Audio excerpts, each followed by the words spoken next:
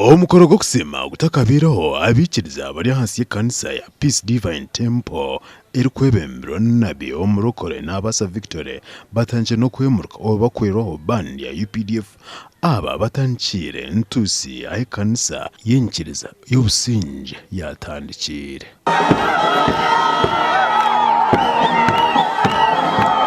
Oku abikiriza babaze no kuboreka ekanisa eyabandize omwanya ogu okutambura oku kugira omuntusi okwika town ya SSEMBABULE aho omukoro korirwe kandi oku Omunaabi Omurokore Nabaasa Victory aigwireho n'ekanisa Riguga eyombekirwe omwanya ogu.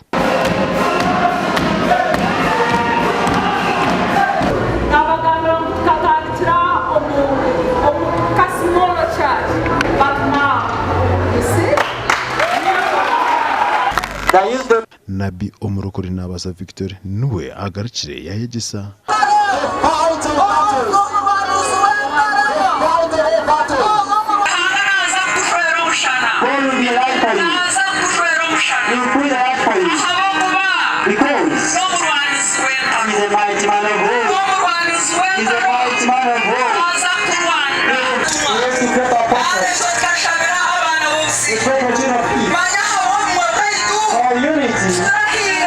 oyireho okusima mukama ibarugire n'obiborekerire ekanisa eyongire yasiima Emanzi 1082 abana nabo barwanirira ediini omwaka gwa 1999 ne2023 aba bakakomwa omu bihome k'omuntu SSEMBABULE na Masaka.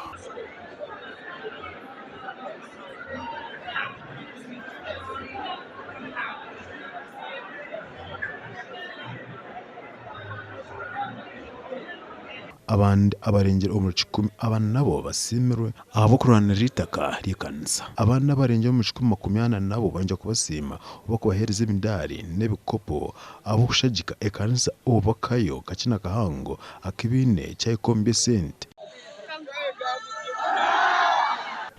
ekikozirwe omwanya ogu n'ekyo kukorwa buri biro 2 by'okwezi kwa mukaaga bya buri mwaka.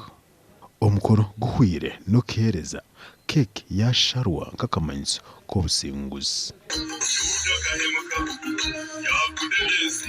Ekanisa ya Peace Divine Temple eri kwebembera Omunaabi Omurokore Nabaasa Victory eyina amataagi gatari gamu na gamwe agarengire omuri 5 omu district n'ebibuga bitarimu na bimwe omuri Mountain of Peace, Power of Gospel Temple, Peace Divine Temple Mbarara na gandi mengi. They say when you know the Lord is the beginning of wisdom. And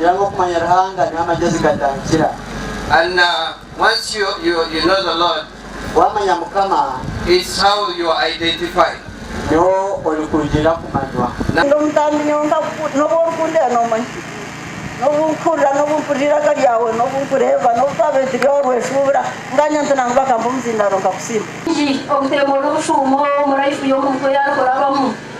Onga arhejin kwekina atindo mwisho ga umtani mawegi abele nafa yawe na jenda na manana akabajo msimji yajurre hanga wawe niyo mwisho ga wadinko bayiha abine nitaje Garga Entebbe Road. Hanga aho kuba tarhona ngona kilomita kurga hitwa komewe ka aha ashkwinitaka Aba TV West ndi Senyomo Gideon omuri SSEMBABULE.